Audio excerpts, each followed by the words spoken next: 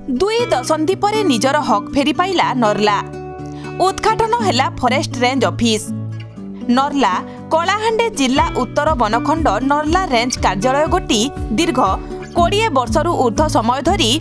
भौगोलिक दृष्टिकोणरू मदनपुर रामपुर ठारे कार्यकारी होई आसुतला, किंतु कार्यालय गोटी नर्ला नामरे थिबा हेतु विभिन्न समय नर्ला अंचलर बुद्धिजीवी समाजसेवी विभिन्न संगठन सांबादिक बंधु माने उक्त कार्यालय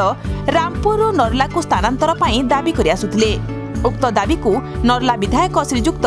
भूपिंदर सिंह विभागीय उच्च पदस्थ अधिकारी मानकु अवगत कराई रेंज कैंप कार्यालय रामपुर नर्ला को स्थानांतरित करिबारे सफल होइछंती एवं तार फलस्वरूप आज नर्ला चारिछक फॉरेस्ट कार्यालय रे अस्थायी भावरे कार्यालय को विधायक भूपिंदर सिंह शुभ उद्घाटन करिछंती। एही कार्यक्रम रे नर्ला रेंजर भारत बंधु सबर बनपाल भवानी नायक, क्षीरोद सेठ, किशोर साहू, रश्मि छत्रिया समेत नर्ला प्रेस एसोसिएशन सभापति दीपक साहू समेत अंचलर मान्यगण्य व्यक्ति माने उपस्थित रही विधायक भूपिंदर सिंह को साधुवाद जणाइछंती। ऑपोजिशन जदि अभियोग नहीं करबा बोले ऑपोजिशन बोली रहबा केनता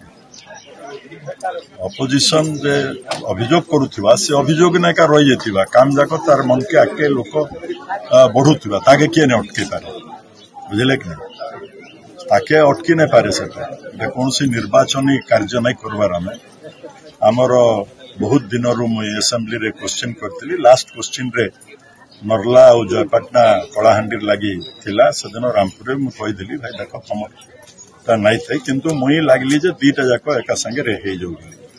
किंतु नर्ला अंचलवासी विशेष करे आपन को कृतज्ञता ज्ञापन करूछंती जे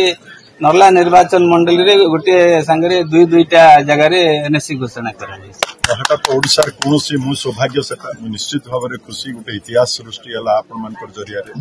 नर्ला निर्वाचन मंडली रे तो सेतेबेले लोक भूपिंदर सिंह के भूली जाई पारन किंतु नर्ला निर्वाचन मंडली रे दुईटा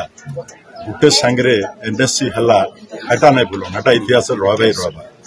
इतिहास सेटा फेल नहीं मारे। नल्लारू दिव्य रंजन साहू का रिपोर्ट G99 न्यूज।